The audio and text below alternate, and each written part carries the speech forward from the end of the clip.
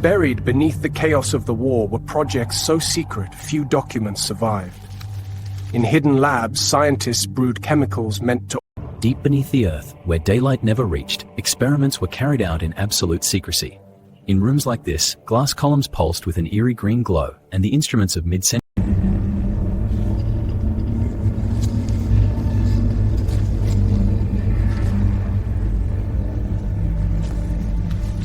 Behind locked doors and layers of dust, the past is cataloged in steel drawers and paper scars.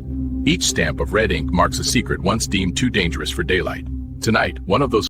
There are parts of history that were never written in books, stories that were buried beneath locked doors, sealed files, and whispered secrets. In the heart of Nazi Germany, science was twisted into something far darker than imagination could bear.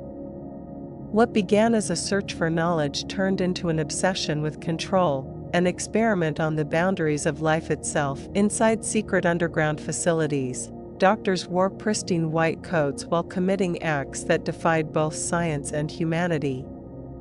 Needles glistened under dim lights, strange chemical fumes filled the air, and human cries were drowned beneath the cold hum of machines.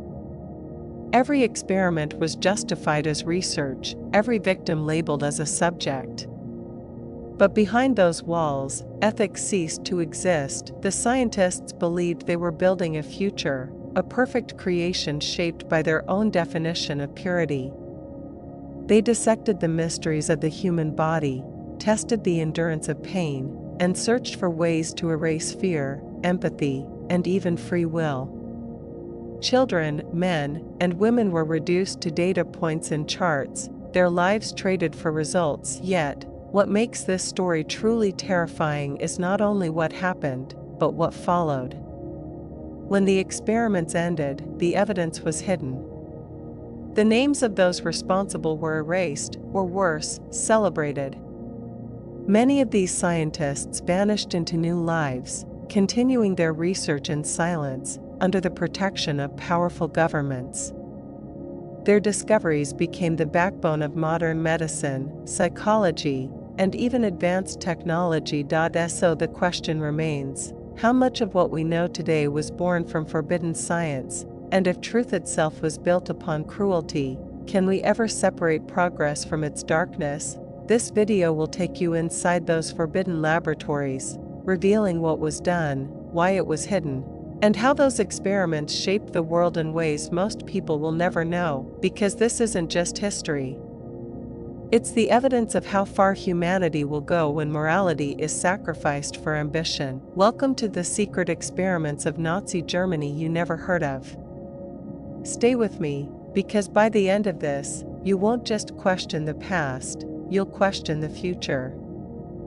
There was one man whose name sent fear even through the cold corridors of Nazi laboratories, a doctor who smiled while deciding who would live and who would die. They called him the Angel of Death, but to his superiors, he was a genius, a man unafraid to push science beyond morality. Inside his private research wing, the air reeked of chemicals, iron, and something else, despair.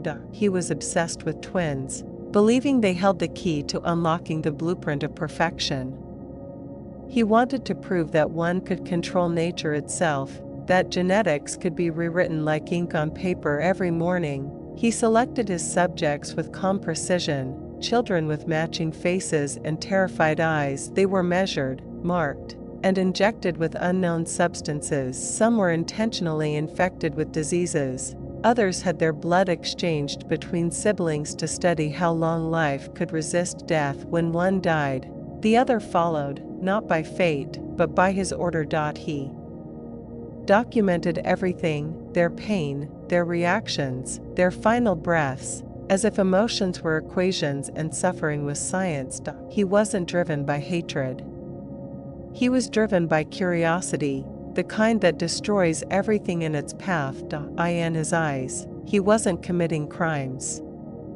He was advancing humanity. What makes his story even more terrifying is how ordinary he appeared. He wore a perfectly ironed coat, greeted his patients politely, and recorded data with almost childlike fascination. It was this calmness that made him monstrous, the ability to perform unspeakable acts without a flicker of guilt. Behind his walls, experiments were conducted on eyesight, bone transplants, chemical burns, and artificial insemination. He believed pain revealed truth, that every scream was a step towards scientific revelation, but what truth could ever justify what he did? He wasn't exploring science, he was redefining evil. When his facility was eventually discovered, piles of notes, sketches, and diagrams revealed the depth of his work, detailed studies of human endurance, anatomy, and genetic behavior, but most shocking of all were the missing files.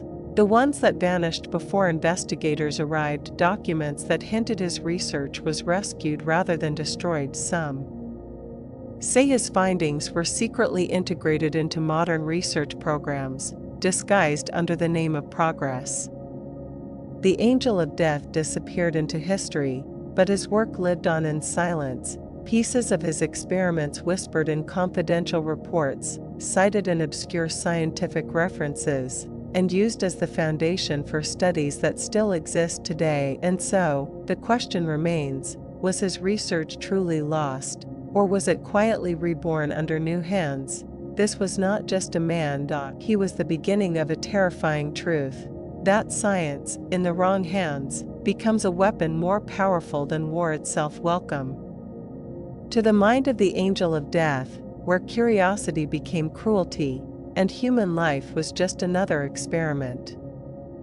They said it was research, but what they were really studying was death itself. In the frozen chambers of Nazi Germany's secret facilities, scientists sought answers to a question no human should ever ask: how long can a body fight against the cold before the soul gives up?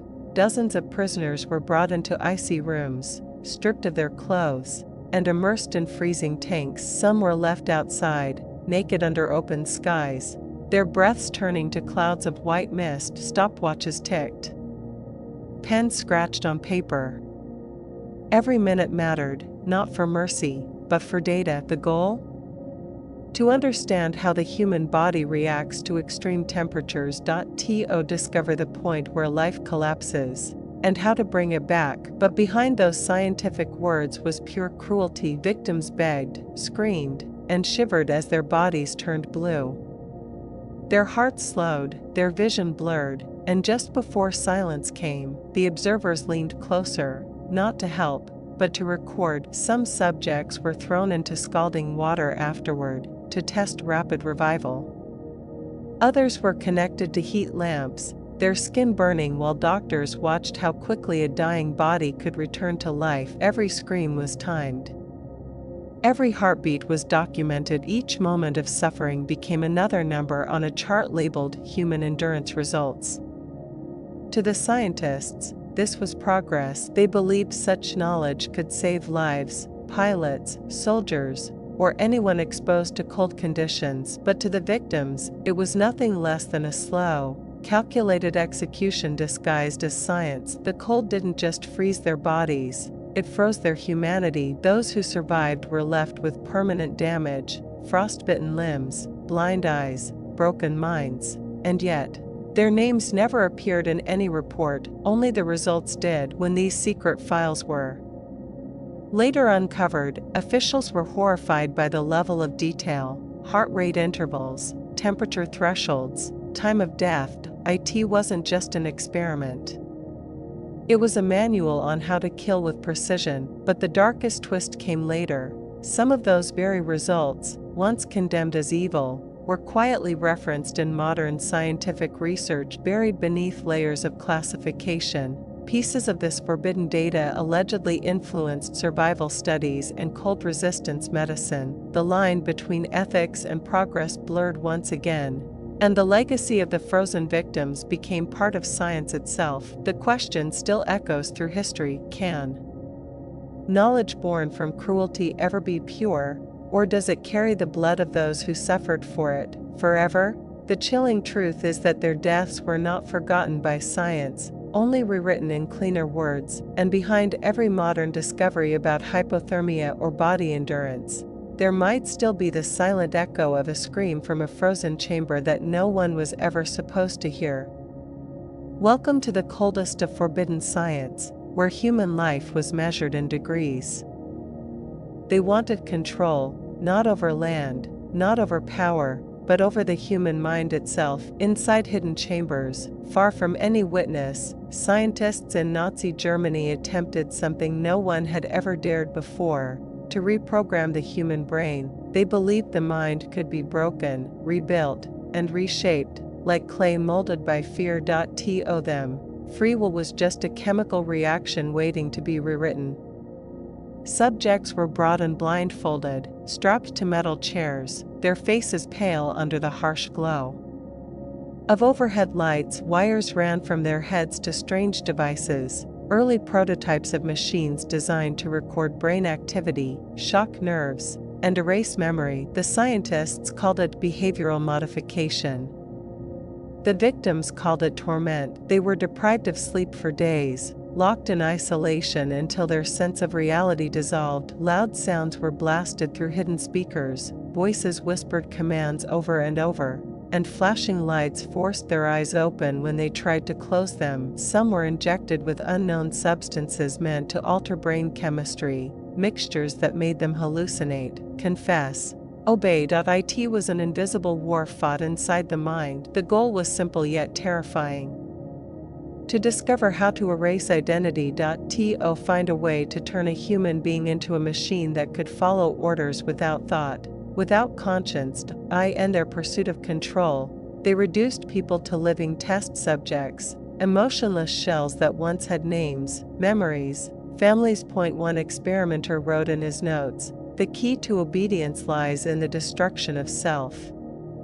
When investigators later found these records, they revealed techniques eerily similar to modern psychological warfare and interrogation methods: conditioning, sensory deprivation, chemical manipulation. It was as if these experiments had become the blueprint for how to control not just individuals, but entire societies. What makes this even darker is what came after. When the research was supposedly destroyed, fragments of it resurfaced years later: coded documents, scattered files, and scientists who mysteriously disappeared only to reappear under new identities in foreign research programs. The ideas didn't die. They evolved. Decades later, rumors surfaced of secret mind control projects inspired by this forbidden science, experiments that used hypnosis, drugs, and trauma to test how far human thought could be bent. Whether those programs succeeded or not remains one of history's most disturbing mysteries. The truth is, once you realize how close they came to mastering manipulation, you start to wonder how much of what we think, believe, or even fear is truly our own. They tried to conquer the world by conquering the mind, and in some ways, that idea never died. It just changed its name. They believed death was only a doorway, and they were determined to break it open. In the secret laboratories of Nazi Germany, a small group of scientists began work on what they called the Resurrection Project. It was their attempt to conquer the ultimate enemy, mortality itself. Inside sealed rooms, bodies lay motionless on metal tables. The air was cold, filled with the hum of strange machines and the faint ticking of glass instruments. Doctors hovered like ghosts, whispering about vital energy, soul preservation, and reanimation. To them, death was not the end, it was a challenge. Their goal was to find a way to restart the human body after it had already died. They tested chemical combinations, electric shocks, and even bizarre forms of blood transfusion using animal organs. Reports spoke of hearts beating again for brief moments, eyes flickering open, and muscles twitching as if life had returned. But it wasn't life, it was something else. Something unnatural. Witnesses described horrific scenes, scientists injecting substances directly into still veins, forcing lungs to expand with air, waiting for movement. Sometimes they succeeded. For seconds, a flicker of life, a heartbeat, then silence. Each failure only pushed them deeper into madness. They were obsessed with the idea that consciousness could be stored, that the human body was merely a vessel waiting to be reactivated. Some of their writings mention energy transfer, Early attempts to move what they believed was the essence of life from one body to another. It sounds impossible, but these experiments happened, and some claim the results were hidden because they were too disturbing to accept. When their superiors questioned the project's morality, the scientists justified everything with one sentence: if we can master death, we can master destiny. Their research crossed every line of humanity. Prisoners became test subjects, their bodies used to explore the limits of reanimation. There were experiments involving freezing, electric pulses, even magnetized fields around corpses, anything that might pull life back into flesh. But here's the most unsettling part: after the fall of their laboratories, many of their documents vanished years later. Fragments of those same ideas resurfaced in classified research programs focusing on life extension and neural revival. The names were changed, the ethics rewritten, but the ambition remained the same: the dream of defeating death. Were these later programs inspired by the Resurrection Project, or were they a continuation under new leadership? No one knows for sure, but the similarities are impossible to ignore. Perhaps the greatest horror of all is realizing that even today, scientists are still chasing immortality through cloning, artificial organs, digital consciousness. The tools have evolved, but the obsession hasn't. The Resurrection Project may have ended in blood and failure, but the dream that created it never died. It simply learned how to hide behind modern science. They dreamed of perfection, not in art, not in technology, but in flesh and blood. Inside heavily guarded laboratories, scientists obsessed with the idea of human superiority began a series of horrifying experiments they called hybridization. Their goal was simple and monstrous: to create a new kind of human, stronger, faster, immune to disease, and utterly obedient. They believed nature could be improved, redesigned, even conquered. And so, they began to play God. Subjects were selected like specimens, measured, tested, and categorized for their genetic traits. Then came the experiments that blurred the line between biology and nightmare. Doctors injected unknown serums, transfused animal DNA, and tested bizarre chemical formulas.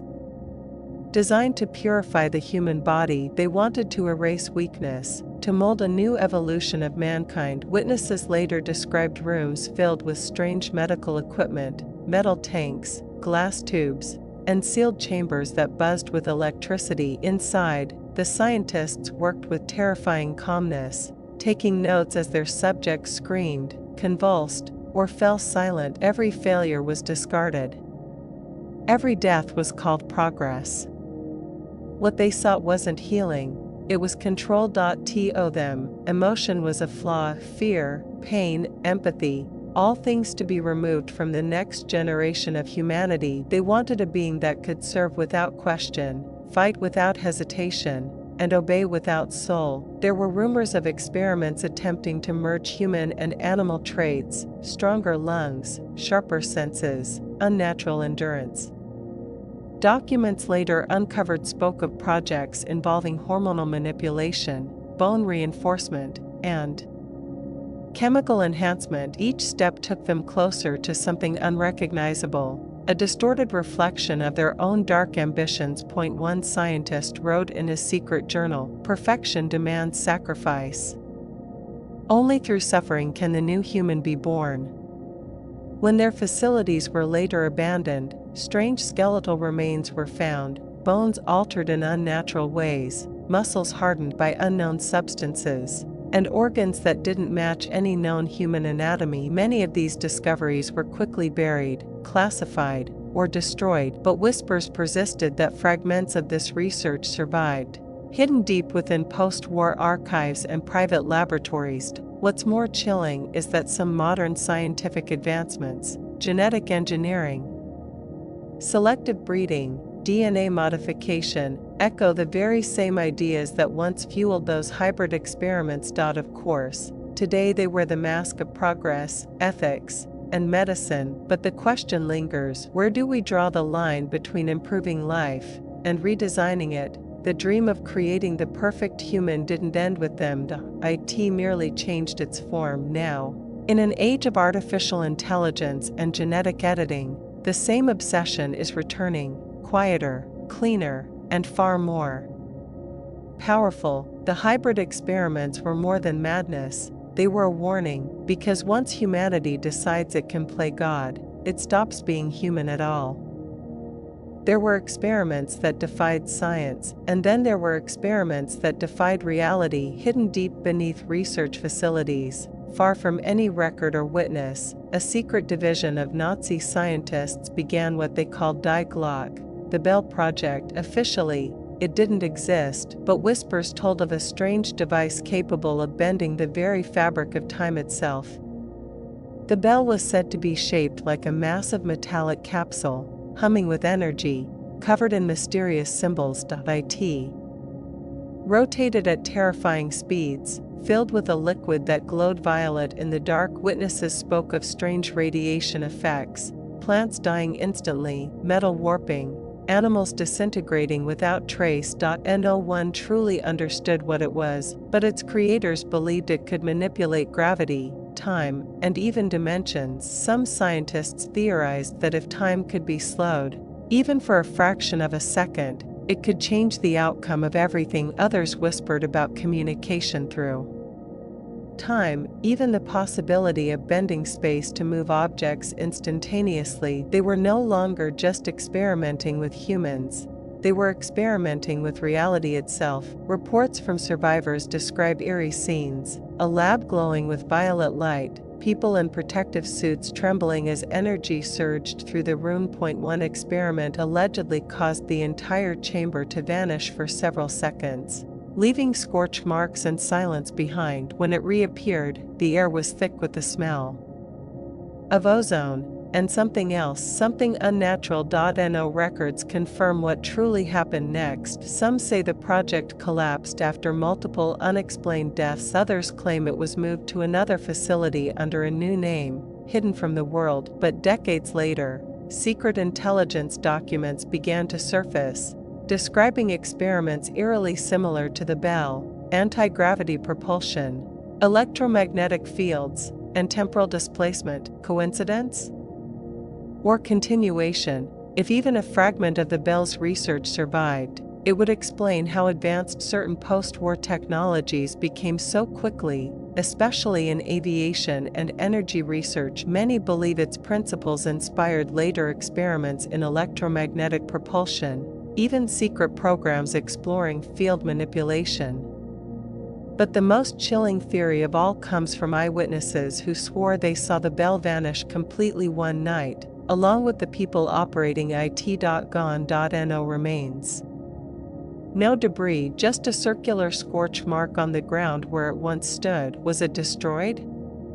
Or did it succeed, tearing a hole through time itself? Even now, conspiracy researchers claim fragments of the Bell were found decades later, buried near forgotten tunnels. Strange metal alloys, unknown to modern metallurgy, and traces of radiation that shouldn't exist. No one can prove it.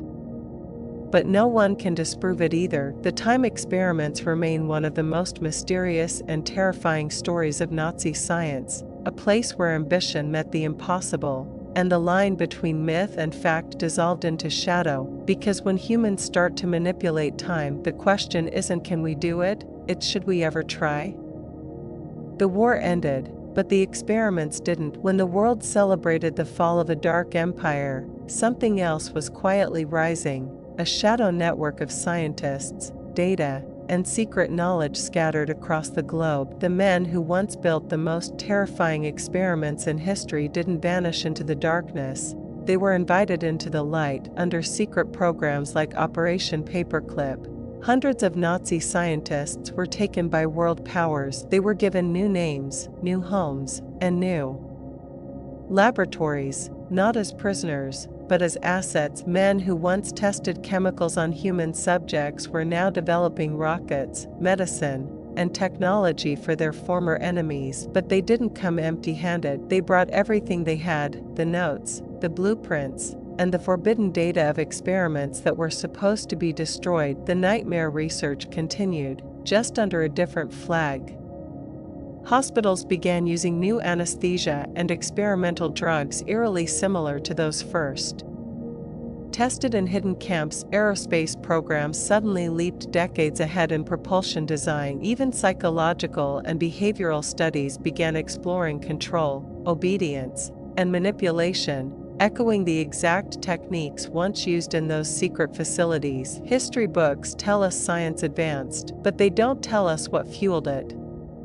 What if the foundation of modern progress was built on the ashes of inhuman experiments? What if those files, the ones labeled too dangerous to reveal, were never destroyed, but classified, refined, and reused in silence? Decades later, whispers began surfacing. Projects like MKUltra, Project Monarch, and other classified research followed the same dark blueprint: human control through chemicals, hypnosis, and electromagnetic influence. The methods evolved, but the roots remained the same. One chilling pattern connects them all: the pursuit of control over the body, the mind, and eventually, over reality itself. The scientists of the past had one goal: to break the limits of what it means to be human, and even now, that dream hasn't died. IT has changed form, rebranded as progress, technology, and innovation, but behind every advancement in genetic editing,